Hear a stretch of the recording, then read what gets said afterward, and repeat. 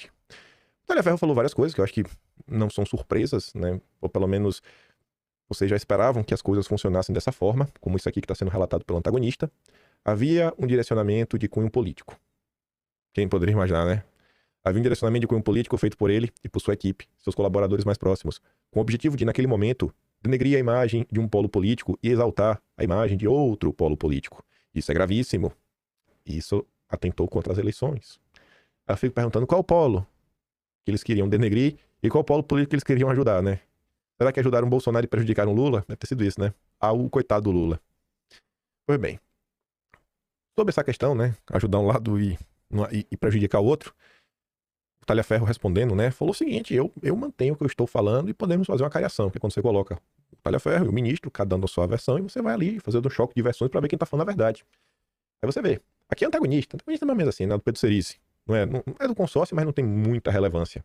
Já a CNN não, você vê, a CNN falando sobre isso, sim, a CNN fez ampla cobertura. Não ampla, mas falou de muita coisa relevante. Ex-assessor de Moraes diz que a cariação com o ministro seria o maior prazer. A turma do Igor Gadelha, né, lá do Metrópolis, aqui o Gustavo Zucchi, comenta sobre o caso, e aí traz aí o que seria essa cariação, em torno do quê? Aí que eu comentei, né, vendo a direção da questão antagonista. Durante a sessão, Talhaferro chegou a lançar um desafio ao ser questionado pelo Eduardo Girão sobre uma suposta perseguição de Moraes a políticos e militantes de direita. Eu desafio Moraes a trazer o grupo, que acredito que ele deve ter apagado, e mostrar que nesse grupo, em todos os pedidos e em todos os e-mails oficiais que envia ao Supremo, exista qualquer tipo de pesquisa ou investigação, como quiserem enquadrar, né, referente ao espectro da esquerda. Não existe. Quem podia imaginar, né? O alvo é só a direita brasileira. Pois bem.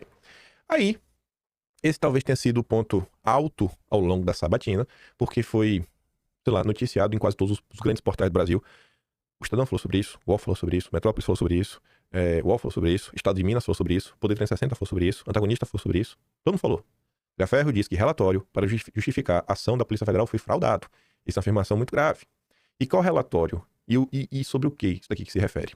Lembra lá em 2022 que teve uma operação contra empresários antes do 7 de setembro? É sobre isso. Talhaferro afirmou hoje que a data de um relatório foi fraudada para ocultar que uma operação policial contra empresários bolsonaristas se baseou apenas em uma reportagem jornalística. Adivinha de quem foi a reportagem, hein? Adivinha.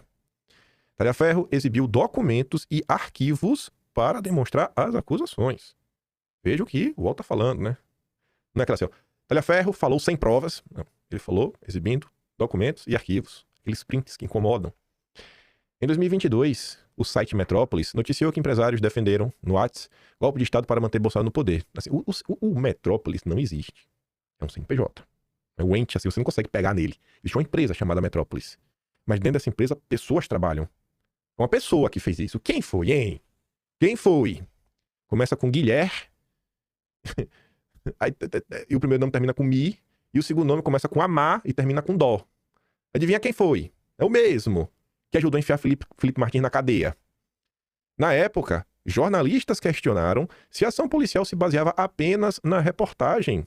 Segundo Talhaferro, para abafar as críticas, o juiz instrutor de Moraes, Ayrton Vieira, pediu, dias depois da operação, a produção de um relatório sobre o grupo de WhatsApp citado na reportagem. Talhaferro exibiu aos senadores uma tela de computador mostrando que o documento foi produzido apenas em 28 de agosto.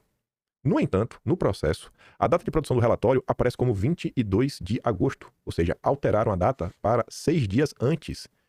Por quê? Porque no dia seguinte, dia 23, você tinha a operação da PF.